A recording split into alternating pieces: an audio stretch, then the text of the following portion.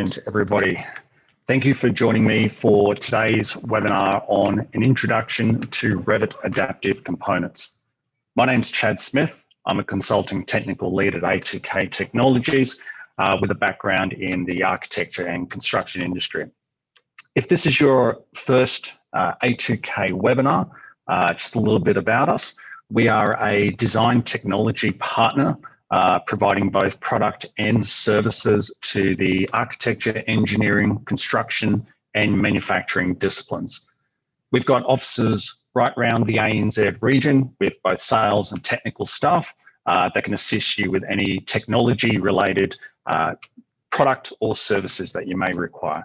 We're also part of the ROB group, Global Alliance, which means that we have other companies around the globe as part of our network of resources that we can call upon to better help you with your day-to-day work.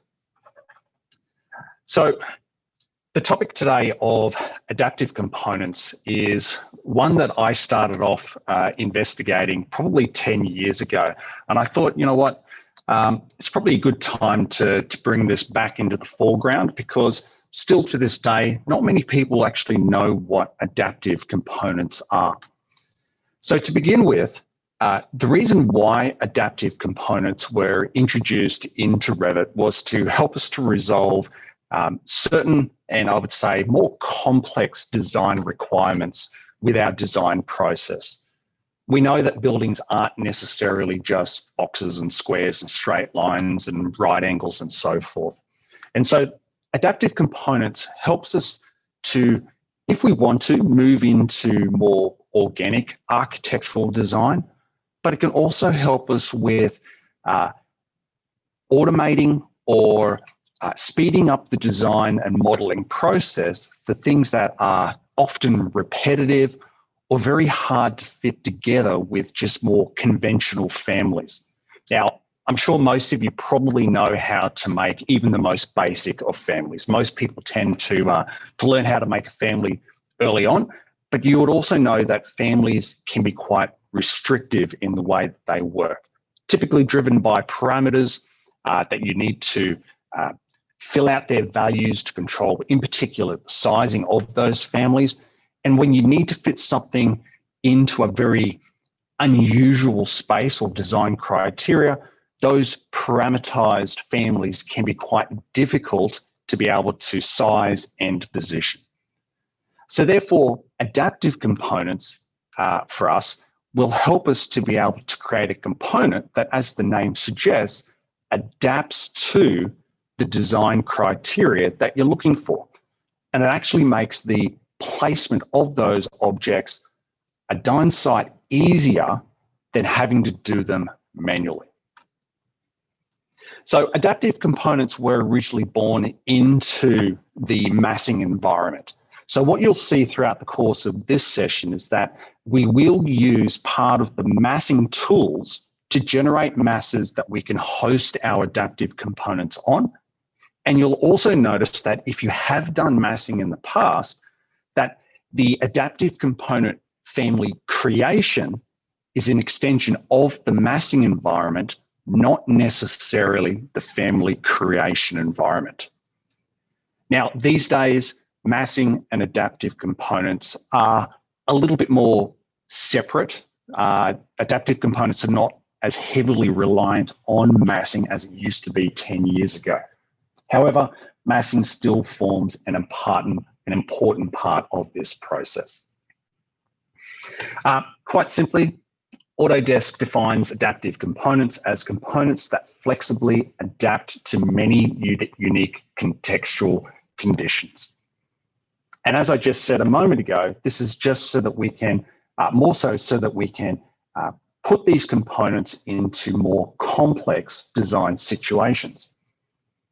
What we can see on the screen at the moment are 4 examples that I'm going to take you through today.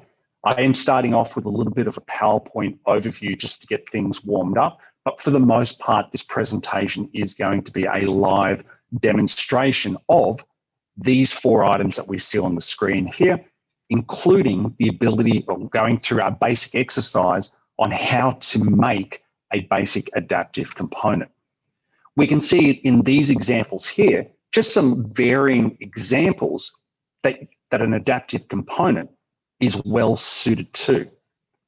Starting in the bottom left-hand corner, if we're looking in terms of a more organic overall building shape, it doesn't matter whether you're an architect or an engineer, both of those disciplines may require the ability to create I'm just going to call it a shell for the moment, so that you can lay over the top your architectural or engineering elements, such as in this case with the organic architecture, a roof object. Having a look at the walkway, post and sail shade. This is probably one of the more original and classic examples of when to use an adaptive component, which in this case here has both adaptive components for the post and the shade sail that's spanning between each of those posts.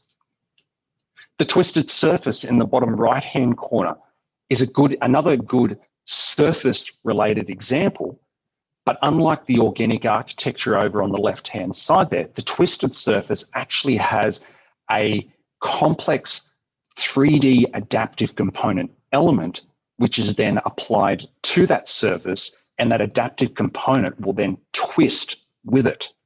It's not just a flat surface that's twisted, it is a complex shape that is additionally twisted. And the window screens in the top right-hand corner, again, this is something that's a little bit probably easy to do with just regular families that you might place onto the surface of, in this case, a curtain walling system. But you'll notice in this case that it has a wave pattern that runs throughout those window screen blades.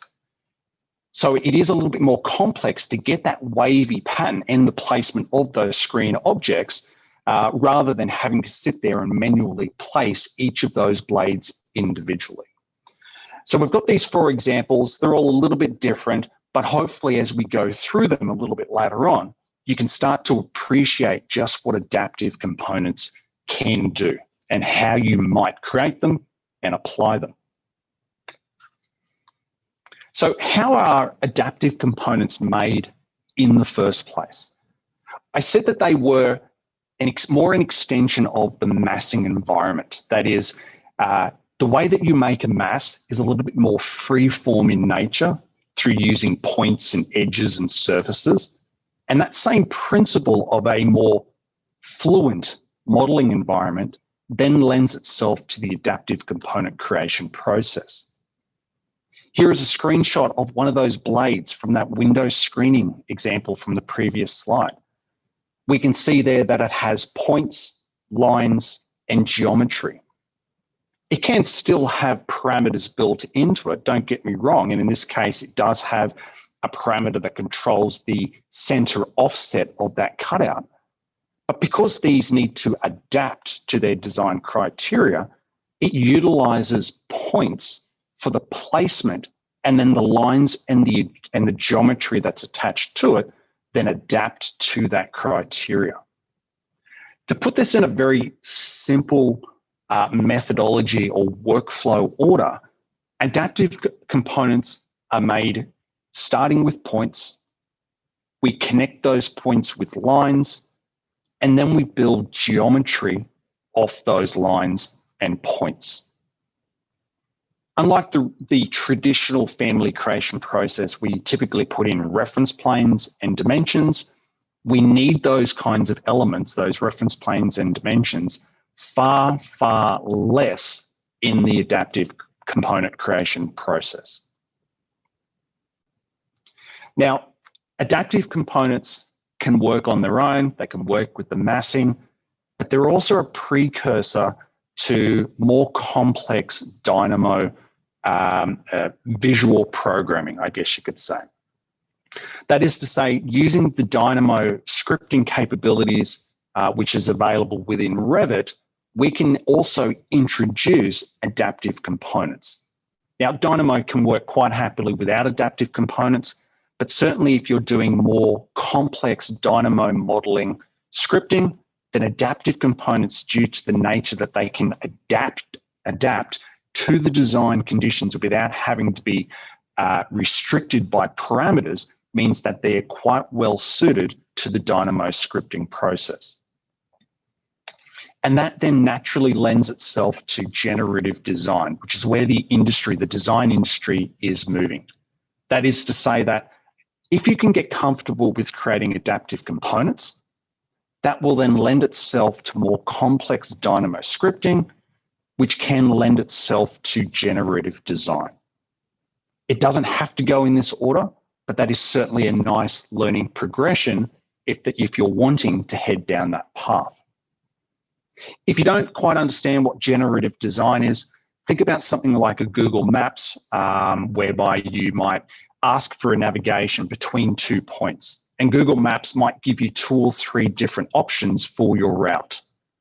Generative design can utilize that basic principle of you putting inputs in and then the software giving you some options on the design so that you can refine it and come to a final outcome.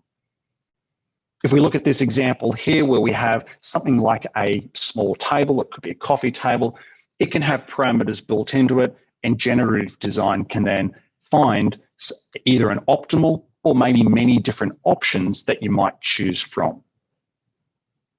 And that circles back through to our adaptive component process, whereby maybe the example that's in the bottom left-hand corner of this organic roof, maybe we want that roof to be defined in such a way that based on the building's siting and its orientation to the sun and the current time of the year and the sun's position, you may use the generative design with your adaptive component roof to find the optimal roof shape for that building at that particular site.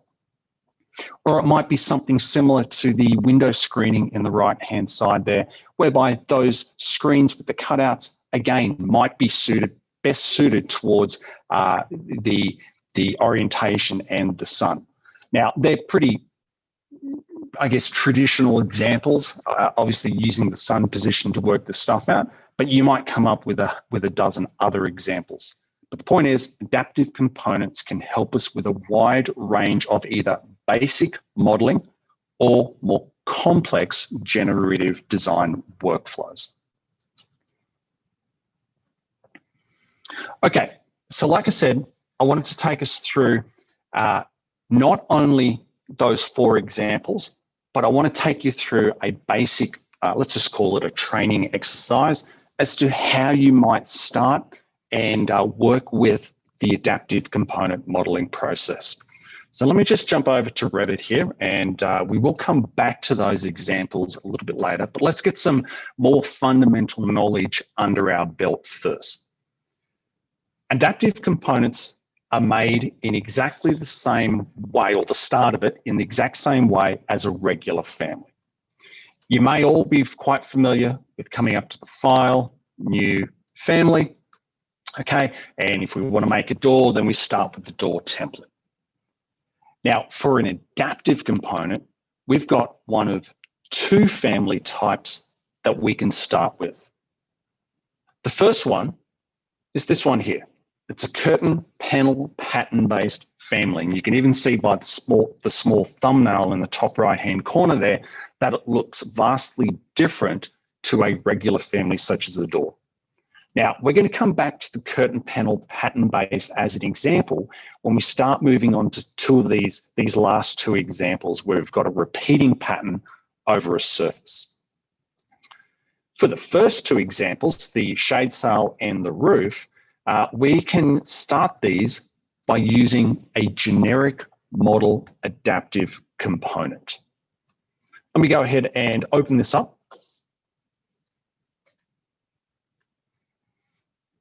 All right, and what I am going to do, I'm just going to quickly save this because if I need to,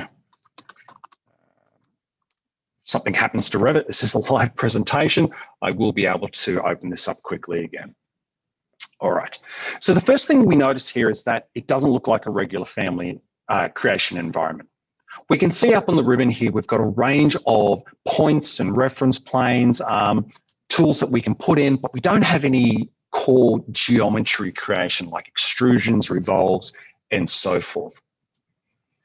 So the first thing that we typically do is we put in points. So going back to that workflow that I mentioned before, we work with points, lines, and geometry, because an adaptive component requires you to place it typically between other geometry. So the first thing I'm going to do is up on my drawing panel, selecting my point element, I'm just roughly going to go ahead and put in a couple of points. And I should probably mention that I'm going to make a really basic shade sail so that we can put them between 4 points, like 4 posts or maybe 4 points of a building. All right.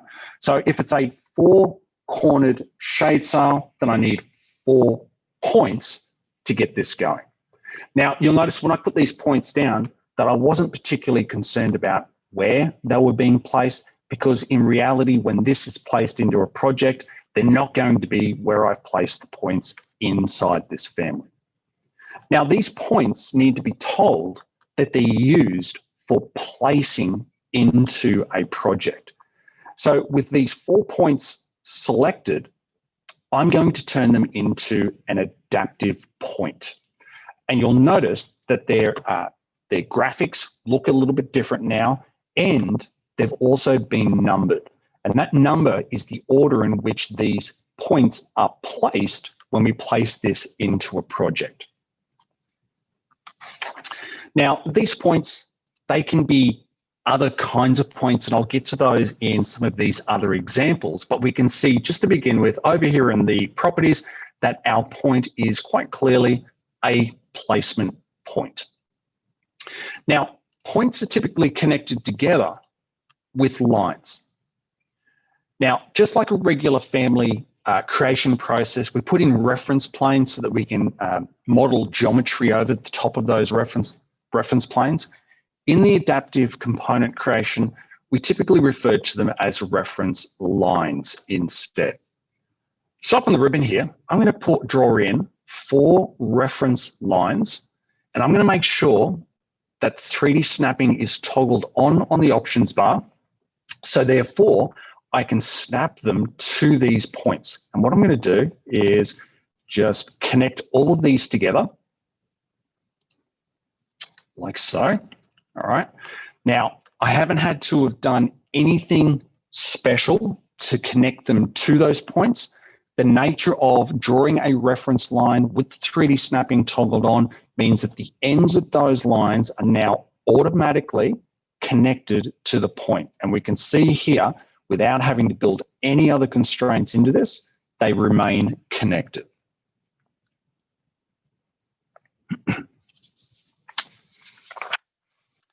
Now, in the same way as we can host a line on a point, we can host a point on a line. So now to continue building up this shade sail a little bit further, I'm going to go grab my point again, and I'm going to put this onto the line. And you'll notice here that I do get a midpoint snap, or I can place it anywhere along the length of this line. Now, what's really good about this is that when we snap it to the midpoint, like so, and when we move one of these other adaptive points, and I have placed that incorrectly, so let me just do that one again. It needs to be a point, and it needs to be on the face of the object. So that's just a little change that I'm going to make up here on the ribbon. Let's do that one more time. There we go. All right. When I place this point onto the line and now move one of these adaptive points, you'll notice there that the point that was hosted on the line remains constrained. And not only does it remain constrained, it remains constrained to the midpoint of that line. Now, I'm going to just continue on and placing a few more points. I'm going to place one here, here, and here. All right. Now, the reason why, obviously, I want those points to remain hosted to that line is so that I can now use those points to draw more lines. So I'm going to go back up and grab my reference line again, making sure that that 3D snapping is toggled on. And I'm now going to go from there over to there, and from there over to there. And I'm going to continue this process again. So I'm going to grab some more points and I'm going to place them here, here, here, and here. Now, the reason why I'm putting these additional points on is because I am going to eventually put another reference line across here just to give it a little bit of a tension arc at the edge of each of these shade sails. You probably know from real life that shade sails very rarely have a straight edge to them. They're always sort of curved as the tension is pulled on the shade sail itself. So that's what these points are going to represent. Now, again, as we work with this, we constantly want to just keep moving these adaptive points around just to make sure that the overall framework that we're pulling together here is going to be maintained.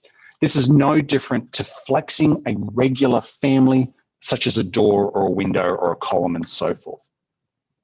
Now, in the same way as the points that I placed at the midpoint of those exterior reference lines remain at the midpoint, I want to make sure that these newly placed points that are just in from the ends of these other lines remain a set distance from the end of those lines.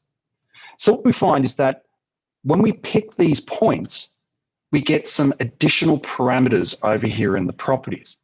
You'll notice here that the measurement type is set to normalized curved parameter, and it has a normalized curved parameter value, which in this case is 0.065. All right. Now, this number is actually a value between 0 and 1. If I set this to be 0.05 exactly, what I'm telling Revit here is that I want this point to be 5% along the length of this overall line. So this is a percentage as a number from 0 to 1. Inversely, at the other end of this line, this is going to be a much higher number. So it's actually approaching 1, which would be right at the end of this line. If I set this one to 0.95, I'm telling the design that I want it to be 95% along the length of this line, this being the start and this being the end. I'm just going to go set these other two here as well. So I'm going to make that 5% in, and I'm going to make this one 95% the way. All right, so now I've got these points which are basically 5% in from the edge, and again, just double checking that when we move these adaptive points, that those lines and points continue to move with it. Having now done that, I'm going to add some more reference lines in. I'm going to use this one here, which is the spline through points. Again, we're going to utilize the fact that we've got points for controlling the ends of lines. And we're going to go from this point to this point to this point. That gives me a nice curve on the end there. Just going to hit escape once so that I can restart that spline command, and we'll go through like so. Do the same, hit escape, draw the line, hit escape, and draw the line. Okay, so now what we've ended up here is what is essentially an inner shape that represents a flat shade sail. We'll notice that when we grab these points, and if I now start, if I can grab the arrow, if we now start pulling in an upwards direction, all of those points and lines now remain connected, and all doing so without ever having to build in a hard parameter that has a value on it. Now that we have those reference lines, we've now got the framework in which to model our geometry. Our geometry in this case is simply going to be a 2D surface. However, it would be very similar if you wanted to create a 3D solid. Quite simply, what I'm going to do is just select all of these outside edges, like so, and I'm going to create a solid form. This solid form button, and unfortunately, sometimes it can have some graphical glitches on the user interface when we do this. There's a very poorly represented set of buttons at the bottom here. The first one is a solid, and the second one is a surface. So I'm going to select the surface, like so, and then I'm going to pick each of these two edge lines, make sure I really select that. I need to pick the edge line and this one, and I'm going to create a void form. And I'm going to create this with a solid that has a, I might as well just keep that 3000, and I'm just going to put this solid on either side, so that way it extrudes on both sides of that surface, because what I want it to do is to cut a shape out of that original surface. Now, you might already be asking yourself, why didn't you just pick the 4 inside curve edges and create the surface from it? Now, having done this before, obviously, and tested this, using those 4 curved inner edges actually, when we flex it, it actually triangulates the surface. Whereas when we generate this outside shape first and then subtract voids from it, it doesn't triangulate the surface, and we end up with a nice smooth curve when we do eventually deform it. So what I'll do, I'll just quickly grab these other ones and we'll just generate the forms, which is a, oops, sorry, and I've just done that incorrectly. Grab that and that, create a solid. Give that a positive value there. Let's do that one, form, solid, 3000, and last one, oops. There we go. So void, solid, and all right, like so. Now, sometimes the geometry doesn't cut by itself. So if that happens, I would have had to have used the cut geometry tool up here. But that is our shade sail now. We can see here that when we grab these points and give them a little bit of a stretch, as we would expect, if I can grab that arrow correctly, there we go, we end up with a nice, smooth, curved surface that we can go ahead and place. The placement of this is actually fairly straightforward. Let me jump over into the project here. If I could just put in 2 walls. Let's not put a curtain wall in, but let's put, that'll do, just a stud wall. Do that, and we'll put another one over here. All right, and if we also just edit the profile of this, let's just give it a little bit of a funky twist. Okay, so we don't have obviously 2 edges that are parallel or the same height. And if we now go grab our shade sail, we'll load this into the project. Like so. All right. So you'll notice here that it looks as though we just want to place it and then maybe position it. But as we place an adaptive component, it's asking us for those 4 placement points. Remember the ones that were labeled 1, 2, 3, and 4. So I can go ahead and place this over on the corner. That's the first point. We'll put the second point, noting I'm doing it in the same direction, which was a clockwise direction, like so. And we now have our adaptive shade sail component, which if I have actually attached them correctly to these objects, which sometimes can be a little bit difficult, it means that as we change the context of our design, we can see there that the adaptive component does exactly what it should do, which is adapt to the design. Okay, so just a quick recap here. We put in points, we connect lines to those points, and then we can continue building it up with more points on lines and lines and points, and then we can generate our geometry from that until we get to the finished product. Now, that's a really simple example, obviously. So let's have a look at some other things that we can do with adaptive components. I'm just going to delete that shade sail out of the way here.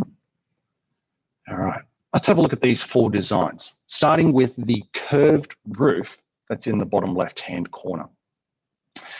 Now, this one here is, despite it looking like a rather complex form, the adaptive component is almost as simple as that shade sail example that I just went through. This adaptive component is this arched roof over here in my project browser, and I'm just going to simply drag that type in, and just like the adaptive component shade sail, it's giving me these points as I place them so that I can at least sort of draw them out to the locations that I want them. Now, I could do this in a plan view as well. That might already have some construction lines drawn, giving me the endpoints of exactly where they need to be placed. So just because I did this in a free-form nature does not mean that you can't accurately place those. But this example here has obviously just given me a flat shape. Now, it had 4 placement points, but it has 2 additional points that are referred to as shape handles. These are handles that we can grab so that we can then subsequently change the shape, like so. If I grab this one down here, we'll pull it up, all right? So I can now use those shape handles and the existing placement points to now further refine the design. I'm just going to edit this family here just to show you very quickly what those shape handle points look like. Okay, those adaptive points with their numbering, they're around the outside. The shape handle points that are on the inside, they simply just have their point property changed from whatever they previously were to be now a shape handle. They are points that you modify after it's been placed into the project, not at the time that it's been placed. Now, the great thing about this example here is that we can go ahead and grab something like either a structural or an architectural roofing object. So I'm going to grab here the roof by face, and we can select the adaptive component, and we can now create a roof over the top.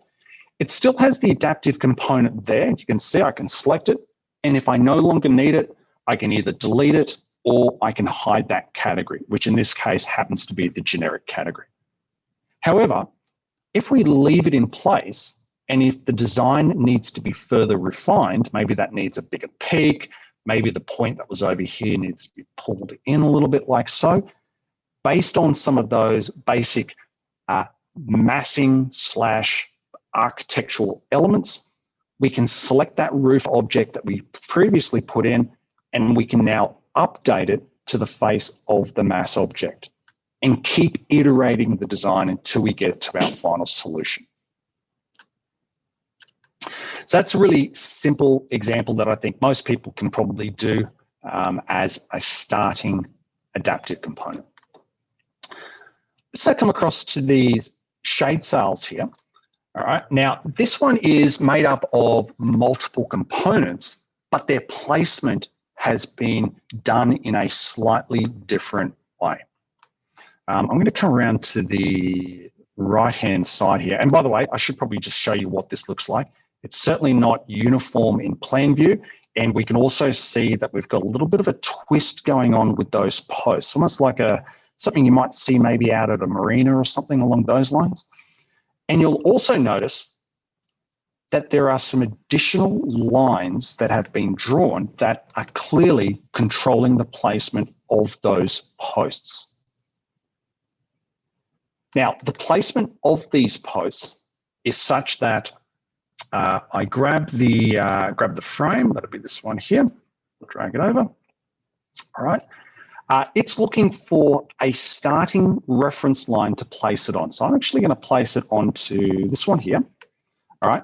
So it has a placement point built into it. And now at the ends, and I might just kick this into a wireframe just to make this a little bit clearer for the moment. We come around this way a little bit. You'll notice that we have, again, some shape handle points that are at the ends of the top of that post and over on this mast over here. Now, I'm going to select the point, and I'm now going to pick a host, which in this case is going to be this top reference line. And then I'm going to grab the end, if I can grab it correctly, like this, grab the end point, and I'm going to now place it over onto this reference here. Okay, now what's interesting about this is that there is actually a property on the placement point that's at the bottom of this post, which says, keep this component perfectly vertical. So that's why the ends of these other 2 points actually landed where they did on those lines because it otherwise wants to keep that post perfectly vertical, and that's based on the properties of those points.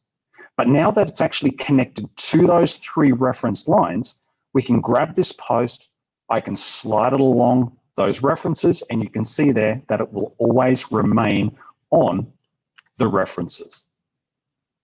Now, the placement of the shade sail, exactly the same as what I showed you a moment ago after I made the shade sail. That would otherwise then be placed, I'll just put this back into hidden line, that would be placed obviously between these points on those posts. Now, one of the nice things about having these objects hosted on those references has to do with design iteration.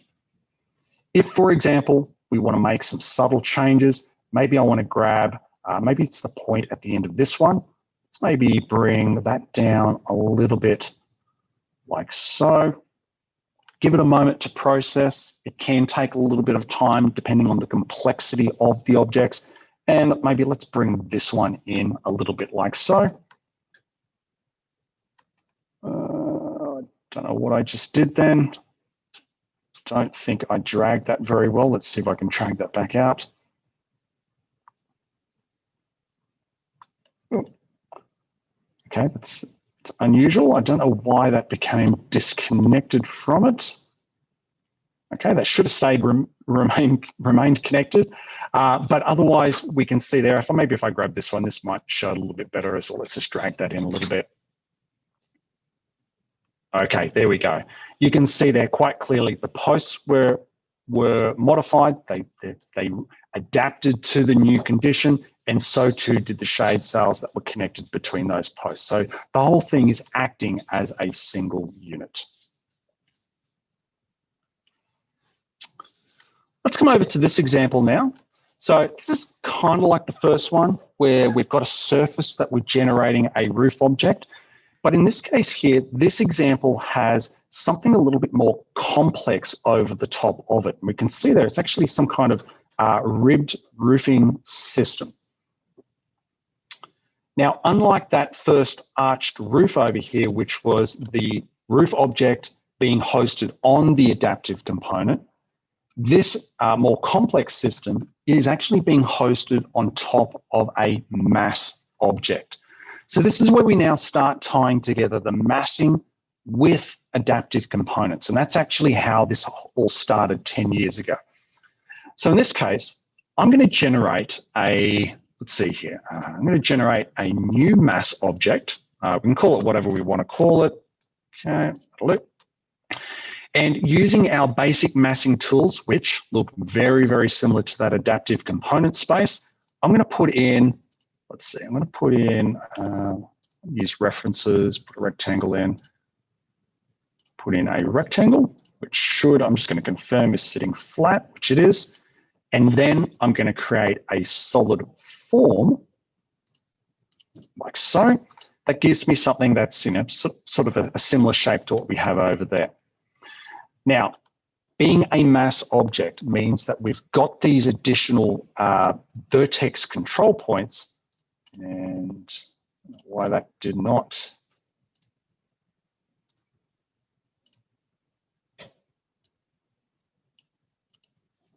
Oops. There we go. We've got these additional vertex control points so that we can now start twisting the surface. And this is something that the massing tools do really well.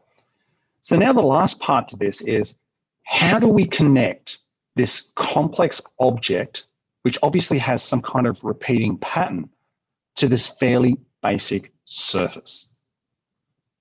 This is actually done through the surface division of massing elements. With the top of that mass selected, all right, not only can we change its position, but we can now divide the surface. We can see there that we've now been given some kind of pattern, and over in the properties for that divided surface, we have a range of patterns that we can pick from. Okay, triangles, octagons, rectangles, brick patterns, and so forth. You'll notice though that there is a rectangular pattern that has that same sheeting listed underneath the rectangular shape. To begin with, if we wanted to place or use a placeholder pattern that's rectangular, I would select the pattern from the properties, and then we can give it some what is essentially XY values up here on the options bar. I might maybe rotate this around 90 degrees. Let's get it this direction. So we've now got this placeholder subdivision that looks, or starting to look, very similar to that pattern. The previous complex pattern over here. So now that we've got our placeholder defined, we can go ahead and swap it out for the adaptive component. Give this a moment to update. Again, the more complex this is, the longer it's going to take to generate. But now we've substituted out that placeholder with the actual modeled object. It maintains that twist and any further changes that we may have to this object. Let's say, for example, if we maybe drag this out, why is that not modifying?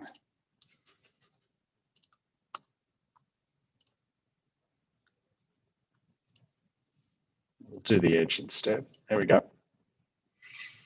Okay, so we can drag this out. Now, because I said the top of this surface, I wanted 10 divisions, all right, it's going to maintain 10 divisions, but stretch the object out. However, we can modify the spacing to say that, well, maybe we only want a maximum distance of something, let's say 700 mil, and it can then work out how many divisions to put into that space, still maintaining our adaptive component. Now, this adaptive component started life differently to the shade sail example that I went through before. Let me finish this mass. Let me go up to File, New, Family. And I referred to the curtain panel pattern-based family before I made that shade sail. This particular family template is what we use for surface divisions. Let me open it up.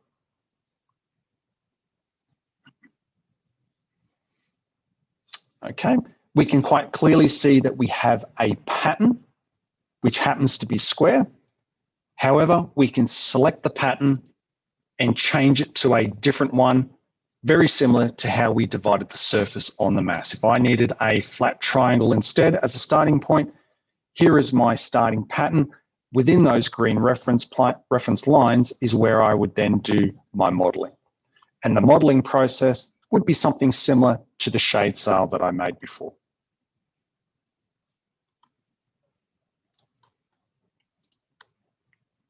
Now, taking that process a little bit further again is the last example. This example also uses the surface division to place this repetitive object, being the window blades, as you can see there. Now, this does have a curtain wall sitting in front of it. For simplicity, I'm just going to turn off the walls category just so that we can see the underlying, what is essentially a mass object. So remember, this one started life as a mass object, and so too does this one, so that we've got the framework upon which to place our surface divisions and adaptive components. I'm going to select the mass, and I'm also going to delete those blades off because I'm going to show you how they were placed and repeated across the surface. Now, this additionally has something different built into it. It's not just a surface division, but it also has an intersecting spline so that we can control the wave cutout that ran through all of those blades. This is simply just a reference line. So if I grab a reference line, spline through points, if I put this on, I'm going to put this on a work plane that I'm going to set to the surface of that object. And therefore we would then draw spline like so. And I'm just going to just rotate just to make sure that it is definitely sitting on the surface, because things can be a little bit deceiving. You might have not placed it correctly and it might sort of be bending back a little bit, but that looks to be quite okay. And to incorporate that spline into the division so that we end up with these additional control points, we need to select the surface and use the intersects option here. Using intersects means that we can incorporate other line work, such as the line that I just drew. I'm going to finish off the intersects, and you'll notice that there is now, they're quite small and hard to see, but there's now an additional control point at every intersection of that line against the previously divided surface. Now, the great thing about that is that we can now grab our screen blade with the cutout. I can drag this over. This has 3 placement points. We've got the top. We've got, what's going on with my graphics? There we go. We've got the middle, and then we've got the end. And this particular blade, if I was to just edit the family, okay, again, nothing too complex here. We've got placement points, we've got lines, and we've got geometry. But what we have here is a control point that's controlling the midpoint of that cutout. And so therefore, when that middle placement point is moved, so too is the cutout. So it's a fairly simple object, but what we're going to get out of it is actually something quite complex when used in conjunction with a repetitive object like this surface division. Now, we don't need to be placing additional blades manually, because that kind of defeats the purpose of doing this in a more automated fashion. Instead, I'm going to select the previously placed blade, and you may be familiar with the array tool, where you can basically generate a number of instances of a single object to control the quantities and so forth. When we're in the adaptive component massing environment here, that array tool that's on the modify panel up here turns into what we call the repeat tool. And because we've already placed one of these blades, we can now repeat it across the entire surface, and each of those blades with their cutouts now follows that spline. And if we grab the control point on a spline, maybe move it down, again, those adaptive components are now going to adapt to our new design criteria.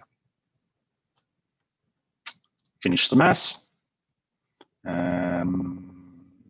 Yes, that's right. I've got another view on this project that is now broken because I made a change to it. And last thing I may want to do, because many of these underlying structures that these adaptive components are attached to are on the massing category, I can simply go into my visibility graphic overrides, untick mass, hit OK, and I do have, there's another one up here on the massing and site tab. I'm just going to say on the global settings, show the mass by the view settings, and that will now turn off all of those underlying frameworks, giving me a nice, clean geometry, like so. All right, so I've actually got all this listed out in, the shade sail example as a set of instructions, which I will get our marketing team to mail out to everybody. So you've got that example exercise that you can go through in your own time, just to repeat that process. Just finish off there. So I've just got a couple of wrap-up basic principles here that I'm just going to run through. So when it comes to adaptive components, having a plan in place to begin with is favorable, even if you just sketch down on a bit of paper so that you can understand what control points in particular you might want to use, and then you can build it up from there. Remembering, we want to add points in first that we can connect with lines and build more points on lines and lines on points before then generating the geometry. As we saw when I made the shade sail, you can achieve most of your work in 3D to begin with. Now, it does have plan and elevation views that you can work in if there are times when you need to get something very, very precisely placed. But for the most part, We're just going to work in the 3D view to build up that adaptive component. Something that I didn't cover, but I'll just mention, you can host reference points on top of other reference points. So that means that a point hosted on a point means that when the first point is moved, the hosted point will additionally move with it. In the same way as when you host a point on a line, when the line moves, the point moves. Make sure you're constantly checking your work plane. You'll notice I had to do that once or twice throughout some of those exercises. Take advantage of the spline through points. So I used it a couple of times for a variety of reasons. Keep an eye on the 3D snapping option when you're modeling your component, because most things are hosted on other things. Making sure that they remain hosted is typically done using 3D snapping. And also just be careful when you're choosing between using reference lines and model lines. They have different meanings. If you're familiar with creating a regular family or even just working in a project, we know that we have reference lines and model lines in a family creation. We also have in the project space, we've got detail lines and model lines. Obviously, reference lines are there so that they act as a reference but not visible in the project, whereas model lines are always visible. If you've got any questions, by all means, put them into the question panel within the Zoom interface. Just while you're doing that, if you do have any questions, just remember that we're doing events all the time now.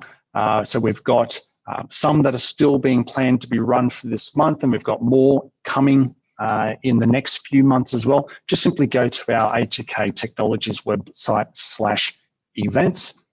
And if you wanted any assistance with any of your product licensing, any training, services orientated assistance and so forth, then by all means reach out to info@a2ktechnologies.com.au. All right, I'm just going to go check the Q&A panel now. And it doesn't look as though we've got any questions in there. I'm taking that as a good sign that hopefully that was enough information to get you at least familiar with that adaptive component space and really get your mind thinking about what you can now achieve in a more streamlined, sophisticated, more automated method, rather than having to rely on base families that you are manually placing. All right, I'm going to close the session down. There doesn't look to be any questions in the Q&A panel.